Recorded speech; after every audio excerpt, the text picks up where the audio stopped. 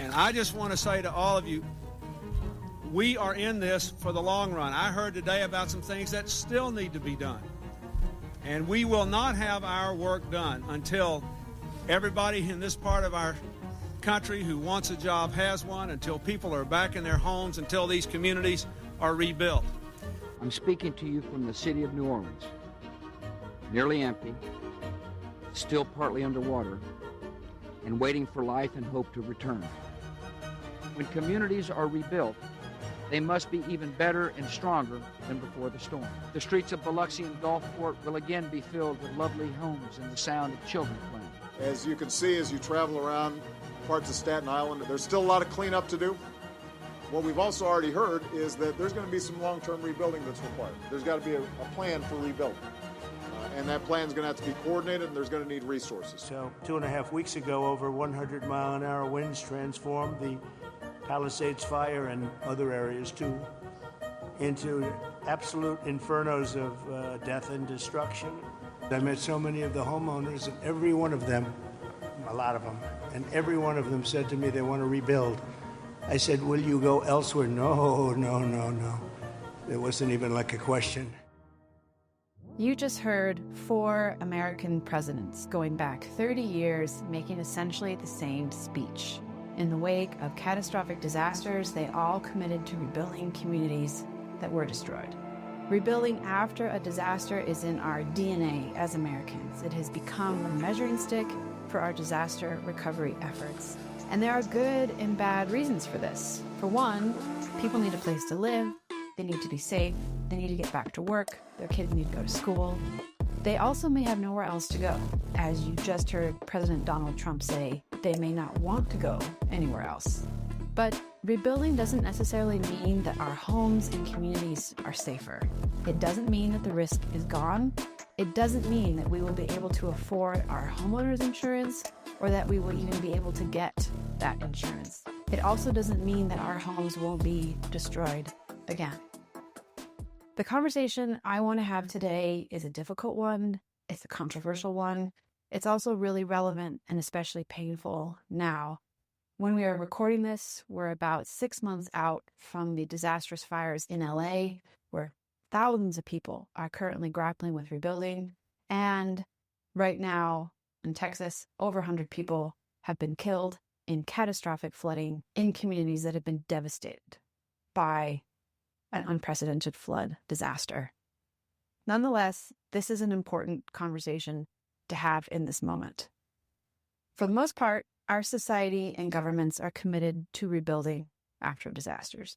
But there is an entire world of NGOs and government agencies committed to the opposite goal, getting people out of there. So the burning question I want to discuss is this: what's the right answer?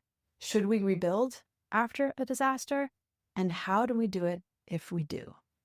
To answer this, Doug and I wanted to invite our colleague, Kristin Smith, on to talk through some answers to these questions. Chris is an expert on flooding and government funding, and she spends a lot of time making communities safer and has strong feelings on this topic. So with that, let's get into it. Chris, Doug, thanks so much for joining me today. Happy to have you both here.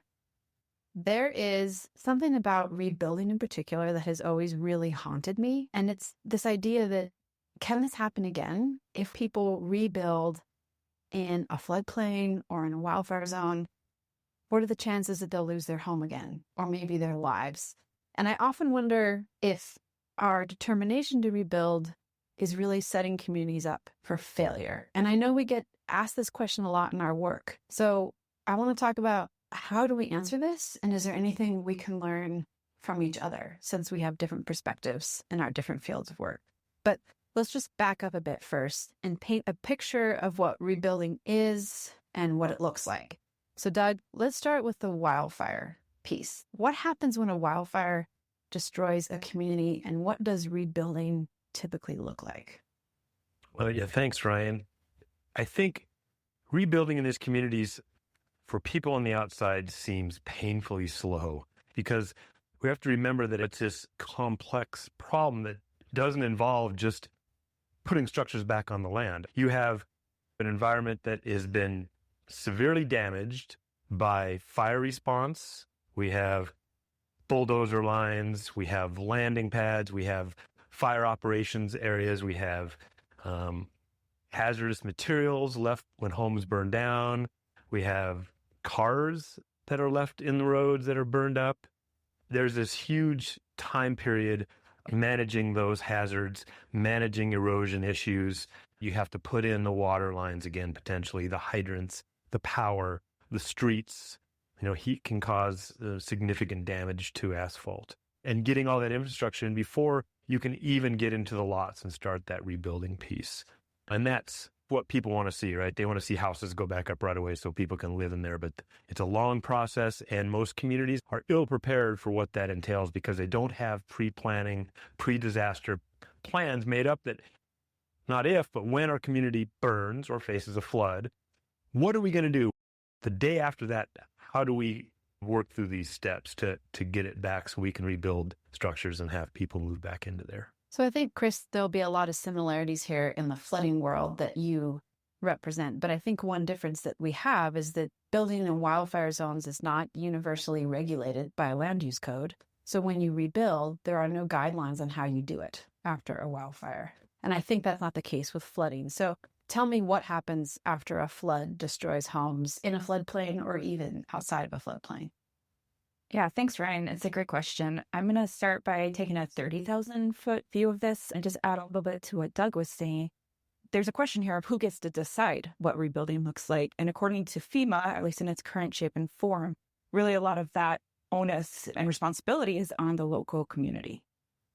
When it comes to a flood disaster, the phases of disaster are really important. And that's what Doug was starting to talk about. That initial response, you're in crisis mode, you're just trying to save lives and get basic infrastructure online. As you start coming into the recovery phase, you're going to start thinking more about temporary housing and what can we do.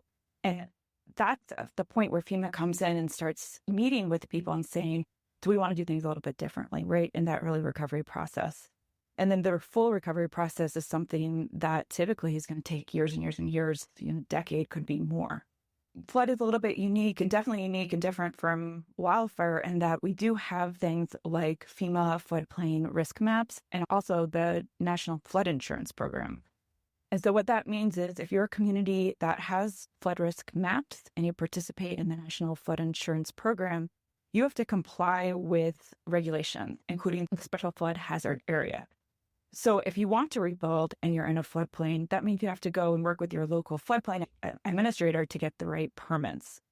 And it's really important here to comply because if the community fails to get those regulations enforced, you can go on probation, you can get kicked out, and then all of a sudden you don't have access to flood insurance, which means you might not have access to mortgages, and there's all kinds of cascading effects. It's a little bit more regulated than, say, wildfire, but I think it's still important to emphasize that what that process looks like in the long term is really the community's decision. And just like what Doug was saying, so many communities, when they experience this disaster, if they haven't thought this through, they don't have a vision for what they want their community to become, there's no way you're going to be able to create that plan in a moment of crisis after a disaster. So this is the thing I find interesting about flooding and why I think it's a unique disaster that can teach us quite a bit when it comes to wildfires is that flooding happens again very frequently, more so I think than wildfires. And that means flooding happens often in the exact same neighborhood year after year.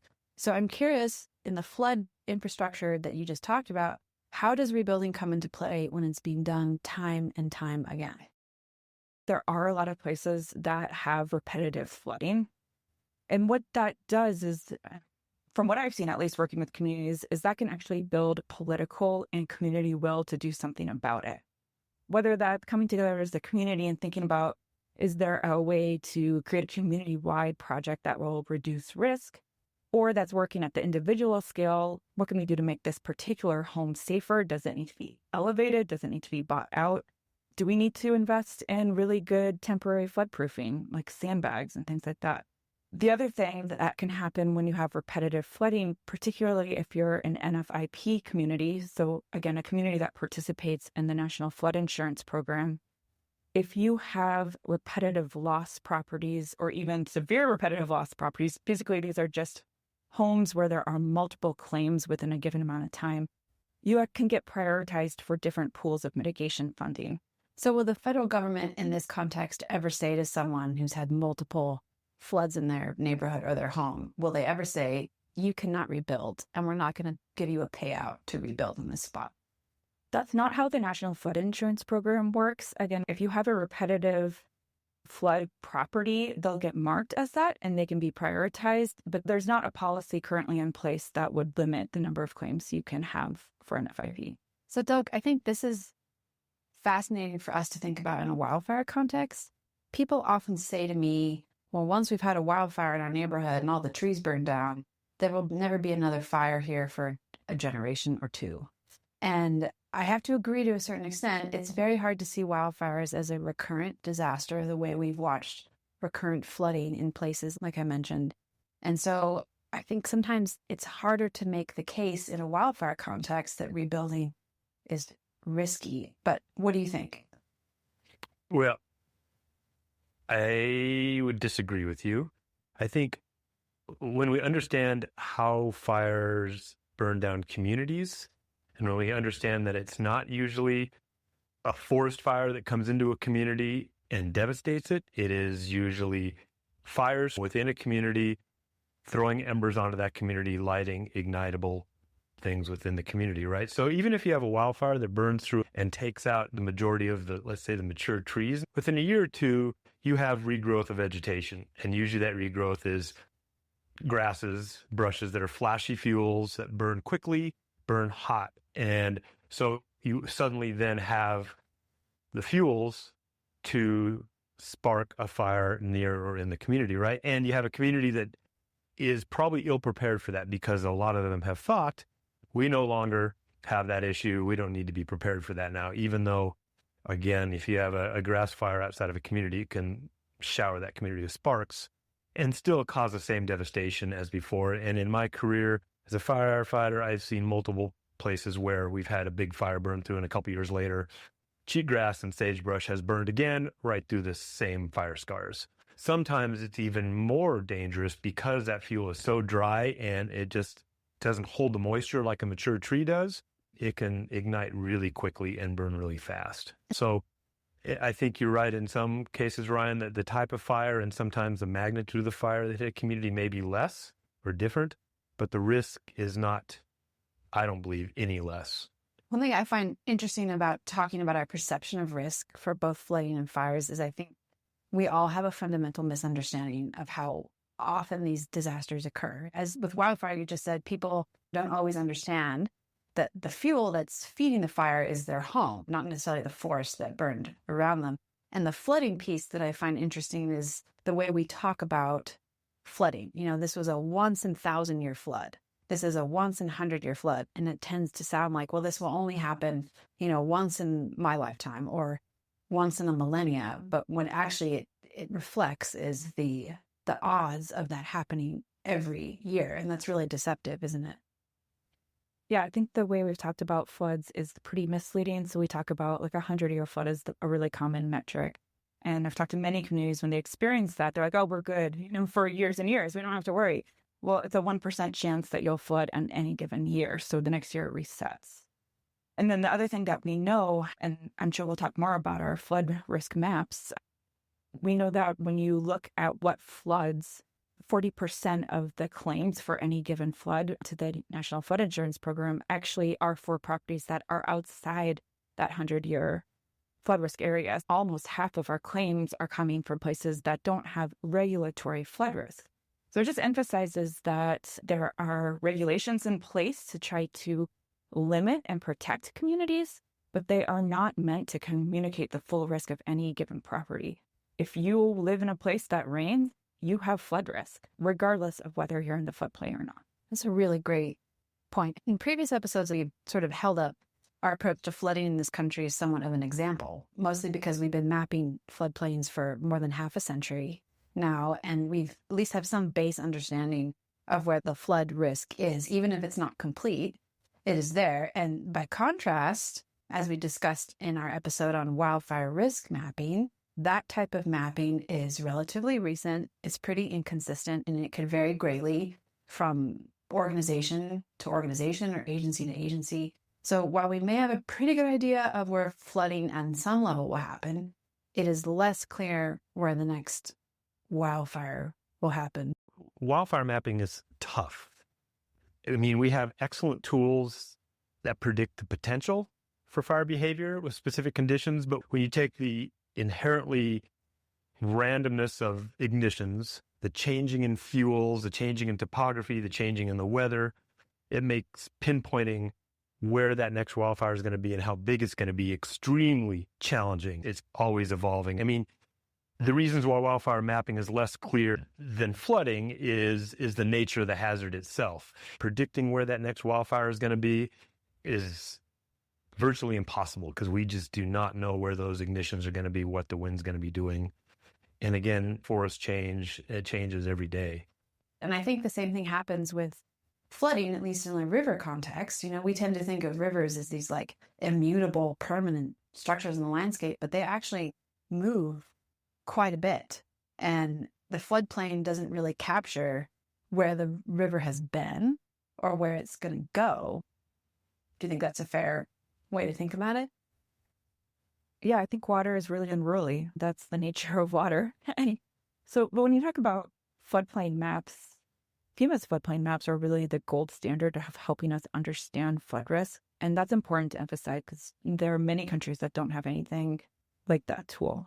So when you're trying to find what's the standard that we should build to, that engineers can use, that communities can regulate to, it's really important to have these floodplain maps. And at the same time, we know that they do have some shortcomings. So we don't have them nationwide. There are places that don't have any floodplain maps. For some of the places in the country, the data is incredibly outdated. At Headwaters Economics, we work with a lot of more rural communities and remote regions, and it's very common for us to be looking at floodplain maps, and they might be digitized, but when you actually dig into them, the data is dating back to the 70s, 80s. You can imagine how far we've come in the last 40, 50 years in floodplain modeling. And then the other thing I think that you're touching on, Ryan, is just that these floodplain maps are static. We know that rivers are changing all the time. They've always changed.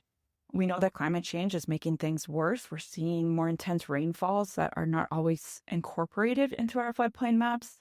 And so there's been some transition into thinking about how can we better think about flood risk, maybe thinking about something like a channel migration map, which looks at where did the river used to be, how has it moved, and how is it likely to move going forward?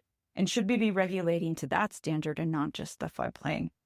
Yeah, so what I think you're getting at, Chris, is there's a very real risk that a flood or fire can happen again in the same community. And we need these understandings of where it can happen to help us figure out what comes next, how we rebuild, how we regulate that. And based on our mapping, we can't always get a reliable picture of where it is safe to build or where it is safe to rebuild. So this says to me that disasters, in a weird way, offer a false sense of security, right? People think, well, we had our 100-year flood for this year, or we had our wildfire for our generation, when in reality, their neighborhood can burn again and can flood again. So given that these risks are much larger than these gold standard maps that we have captured, it makes me think this is a strong argument against rebuilding. The problem with not rebuilding in the wildfire piece is I don't know where to tell people to rebuild when it comes to wildfire. In flooding, and this isn't always true, but in a lot of cases, you could ask somebody to move a mile away out of the floodplain. Their home would be safe. They'd still be in the same community. Kids would go to the same school, same jobs, etc. In wildfire, that's often not the case. If they want to promise that their home is not going to burn again, they may have to move a county away, a state away. It's not easy to tell people where they can move to be safe from wildfires. So telling people that they need to relocate is extremely complicated, and I don't think it is a realistic solution to get people out of wildfire risk areas. And so we're bringing up relocation here because if we're going to say, okay, you can't rebuild, then relocation is inherent. And you're reminding me, Doug, of some of the work that we've done recently at Headwaters to map urban conflagrations and where these can happen based on a few common characteristics that have to do with the type of vegetation, the weather patterns, and the density of structures. And we have found in that research that wildfire risk exists in places that even I have never thought of it being in. I brought this up in a previous episode, but I'm still really struck by it. Biloxi, Mississippi is on our map of urban conflagration risk. So are places in Iowa and Arkansas. So as you said, a lot of people may think, well, it could just be as simple as you need to leave California, you need to leave Colorado. What you're saying is, no, it's not that easy. Yeah, it's not that easy. And I mean, for a lot of reasons. One is because there's not a lot of safe places they can go. And two, obviously the financial ramifications are not tenable. The solution for that is understanding that you're in that risky area and to build and to mitigate your property and vegetation appropriately for that. And there's simple things you can do that not only can save your home, but can save the community around your home. I think that's a solution for people in wildfire areas. So, Chris, you and I have had debates about this. I come from a perspective where I've long been fascinated by relocation and moving people out of harm's way, but you've given me some really compelling reasons in the past why rebuilding is a good idea. So talk about how you think of the decision not to rebuild in the flood context. I'd love to hear your thoughts on what Doug and I just discussed. Where else do you go?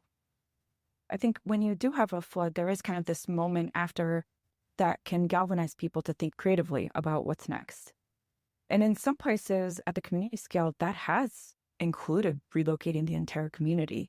These tend to be communities that are very small. We've seen this in Alaska, particularly around places that have really severe erosion from sea level rise, where your options are pretty limited about what you do to mitigate that risk. We've seen this in Nebraska. There's a community called Winslow that is entirely in the floodplain, very small community of less than 100 people. And they're actively thinking about relocating the entire community to a hill that is much safer. Whether or not they will be able to pull that off with resources and to garner the full community will to do that, it's, to be seen. And I think that just emphasizes what Doug was saying, which is like, that's a massive effort. It takes a ton of money. It takes a lot of buy-in to do a project like that. What we see more commonly in the flood world are individual buyouts.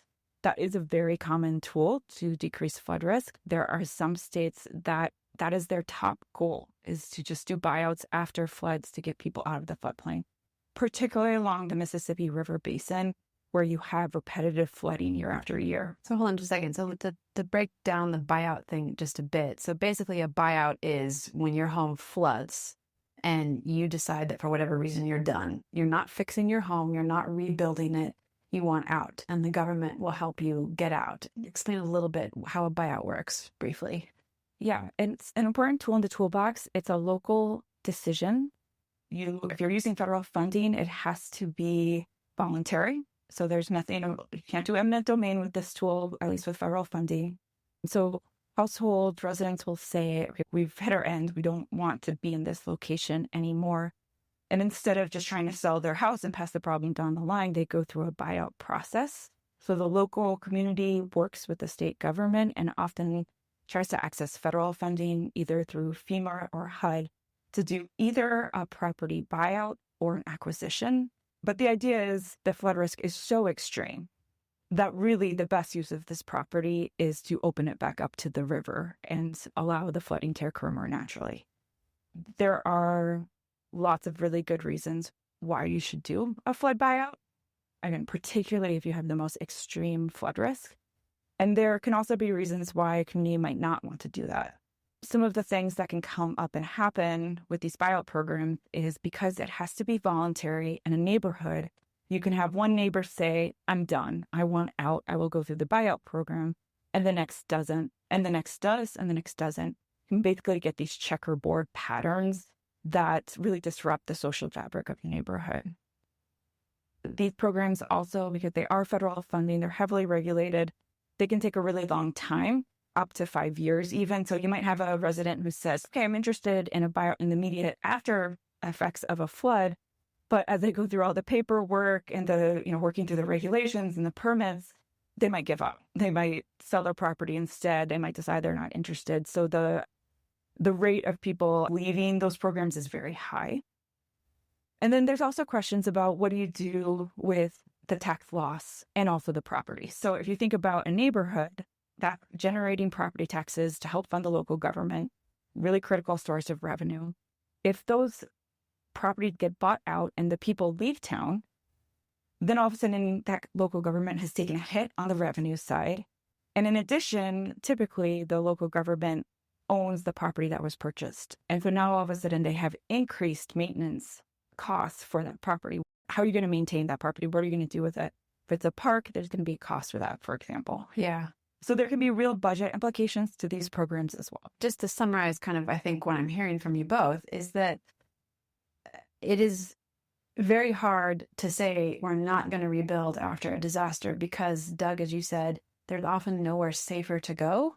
And then, Chris, as you said, there are, at least in the flood world, there are mechanisms to get people out, but they're few and far between. They're difficult, they're expensive, they're not easy to implement, and it's rare to have the answer post-flood to be, let's get out of here. Hello, everyone. This is Ryan Handy from Headwaters Economics. I want to thank you for listening to our podcast, and I encourage you to share it with your friends, coworkers, and community members. We'd also love to hear from you. If you have any of your own burning questions about wildfire issues in your community, please email them to me at ryan@headwaterseconomics.org. So now we're assuming then that we might need to rebuild after disaster. That's probably the best course of action, specifically after a flood and a fire. I think that what we need to tease through now is there are a lot of other risks that communities face post-disaster that aren't just about another fire or another flood. And Chris, you started talking about this a little bit, and so did you, Doug. Disasters have really severe consequences on local finances and taxes, on livelihoods, on housing, on public health.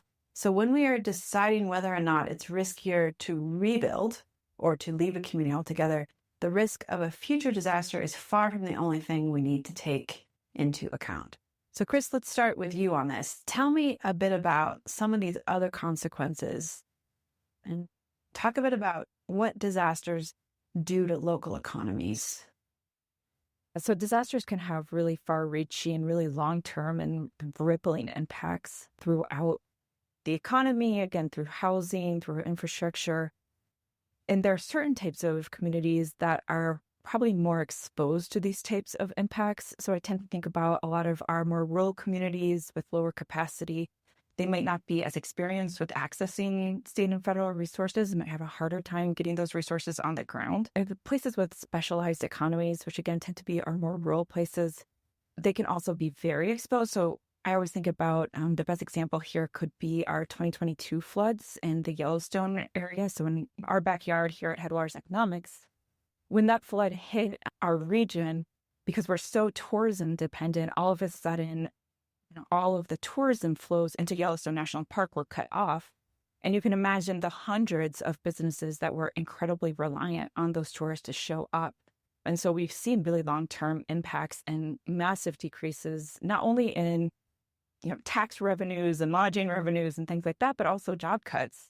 And we saw similar things with that same flood. A mine was impacted and went offline for 2 weeks. And so you can imagine in a very rural county like Stillwater County here in Montana, if you don't have those jobs for 2 weeks, the rippling impacts from that.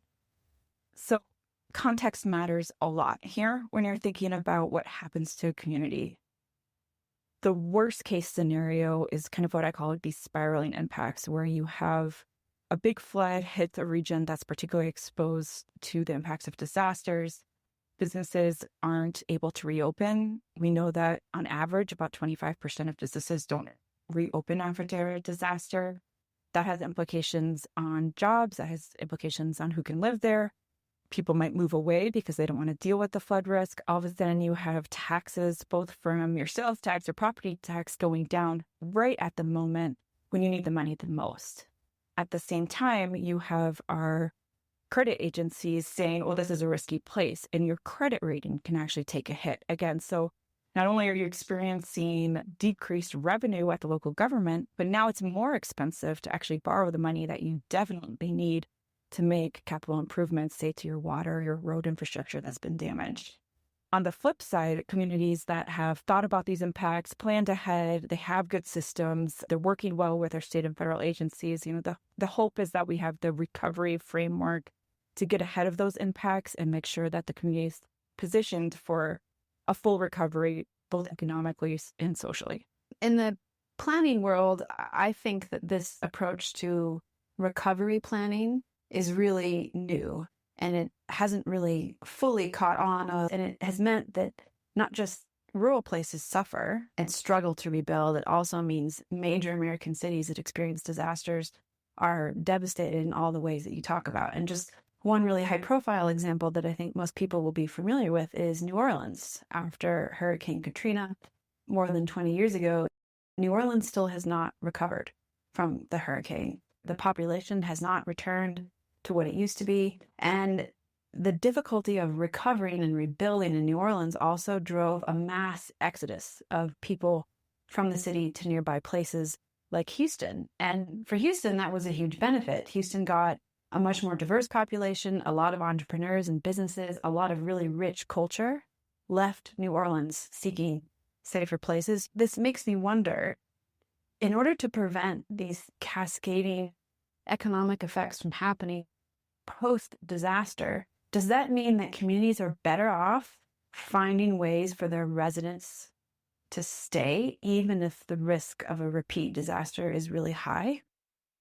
I think when you recognize all of the negative impacts that can happen to a community after a disaster, if the local community wants to fully recover, it's really important to think about all of the different partnerships you're going to need in place to make that recovery possible.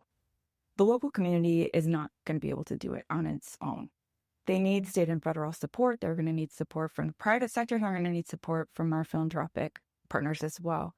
It's really an all hands on deck because, as we've talked about, the magnitude of the impacts and the risks that your community could slide into a negative trajectory are very real and very high.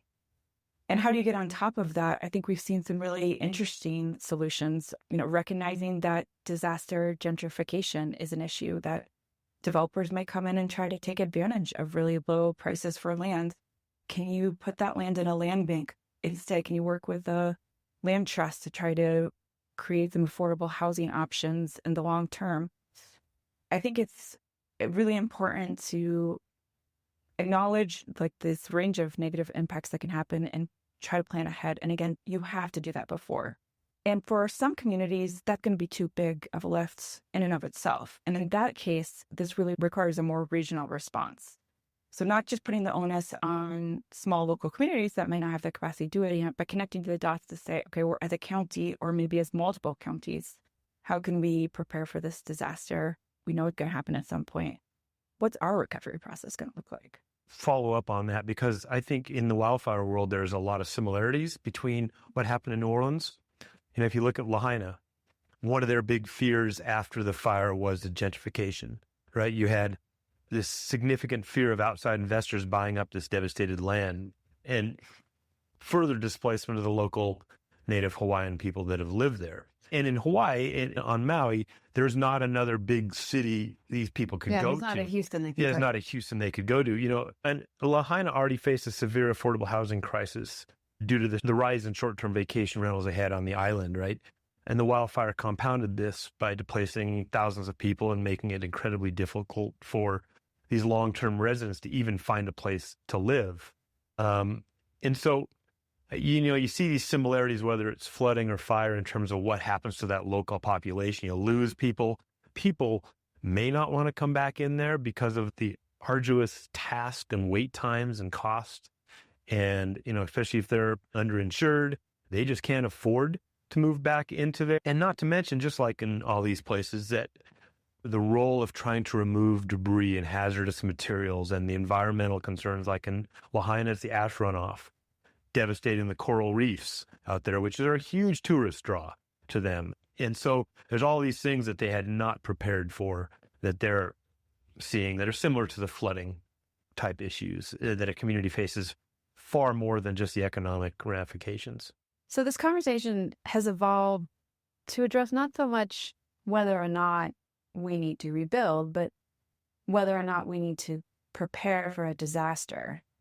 And I think part of the difficulty of planning for disaster recovery is admitting first that we live in a place where something bad can happen to us. And I think that's a fundamentally hard thing for communities to do, to admit, like, we're going to have a fire, we're going to have a flood. It seems somewhat counterintuitive to be, planning for the worst thing possible, but yet we are all, this sounds simple, we're all better off for doing it. So if I go back to my original question, should you rebuild after a disaster? The answer is really nuanced, but it sounds like yes, we should seriously consider it for a whole host of reasons, to include there is often nowhere else safer to go. Local economies and people do better when they can continue to live where financial and social networks already exist, where they have jobs and family and friends. There are, of course, some examples, particularly in the flooding world, where recurrent flooding is too devastating to stay. I'll just say that as a caveat. But if the answer is that we need to rebuild, I want to know, how do we do it? Particularly given what we know about disaster risk. We know that this risk remains the same over time. So in general, that suggests that we shouldn't be crazy and expect to do nothing differently and get a different result. The challenge, I think, with wildfire, though, is that these regulations that would make our homes more resilient against fire, so effectively building codes that mean our homes are less flammable, less burnable, these codes are optional. There is no federal requirement that rebuilding after a wildfire has to be done differently or better or safer. No, you're exactly right. And that's where we kind of need this paradigm shift, right? And so we're rebuilding the same homes that burnt down this last time, but understanding that we can build homes that are resistant to wildfire as quickly, in most cases, as affordably as previous homes. And a lot of the materials they're using now do that: fiber cement siding, Class A roofs. So it's simple things they can do when they rebuild that can make that community safer in the future when that wildfire hits again. Because as we've seen in California, those burn scars are reburnt every 20, 30 years. Right. And we just did some research in Headwaters, I'll just mention quickly, and we'll link to it in the show notes, that shows that if you have a wildland urban interface building code in place before a fire, it is actually easier to rebuild and more affordable for most people. So it's just a good idea economically. But so this is where I'm particularly fascinated by the approach to rebuilding from the flood world, Chris, because unlike wildfire, flooding, rebuilding, and building in floodplains is regulated by the federal government. And I think that that can affect how and where you rebuild, right? There are regulations for how to rebuild after a flood, particularly for the special flood hazard area that's regulated by FEMA. Or if you're in the floodway and it's a no-build zone. And those are really important for keeping our most risky areas developed in a kind of strategic and thoughtful way. The other thing I want to just note, though, is we know that a lot of areas that are flooding and maybe even repetitively flooding aren't in that regulated area. So when I think about this question, to me, the question is really, do we have necessary resources available for communities so that they can recover in the way that makes the most sense for their context? And I'll just give one example, which is a community that Headwaters has been working with for years. There is a mobile home park in the floodplain. It's very vulnerable to flooding. It flooded extensively in the last decade. And you might look at those houses and say, well, they're in the floodplain. It's very high risk. We should just get them out of there. But when you actually go to that community and start talking to the neighborhood residents, it becomes really clear that this is a group of people that have very strong social connections. It's a very tight community. They help each other out with childcare, with food. It is a neighborhood that serves a large employer next door so that they don't have to have a car to walk over to their employment area. So the idea of actually buying out that neighborhood and getting folks out would completely destroy this incredibly important social safety network that the neighbors have connected amongst each other. And it just illustrates the trade-offs here.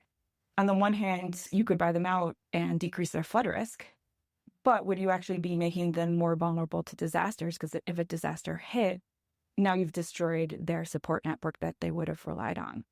So for me, I guess as an outsider looking at that situation, I think these are really tough trade-offs that just have to be made locally. When we've talked to the neighbors in that particular area, there's been no interest in wanting to move. They want to stay together.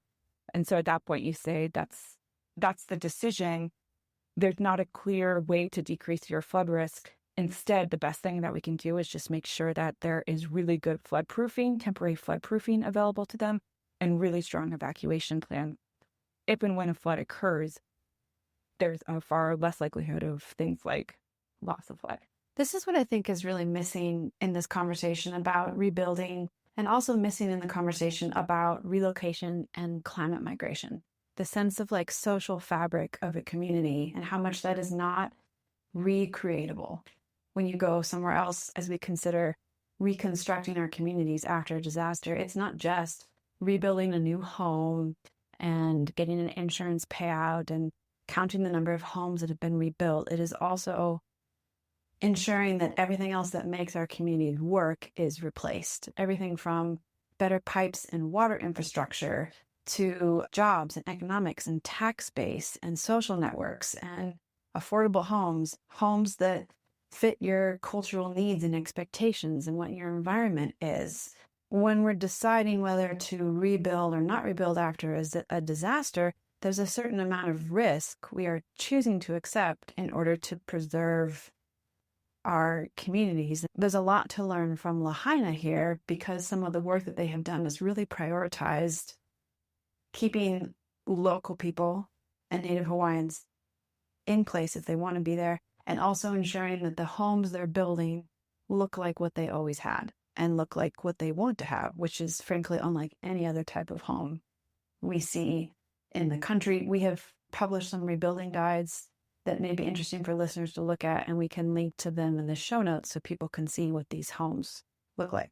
And I think the last piece of that that's crucial is that it needs to be people from the community deciding how, where, and what these communities need to look like, not people who are trying to help, but coming from the outside, doing that for them. I know in Lahaina, an organization called Hawaii Wildfire Management Organization works really closely with them, and they're able to, again, bring those community leaders and that community input together to help that rebuilding process. I think whether it be in Lahaina or anywhere we've seen these disasters happen, making sure that it's being led at the community scale is probably the foundation for rebuilding that community fabric.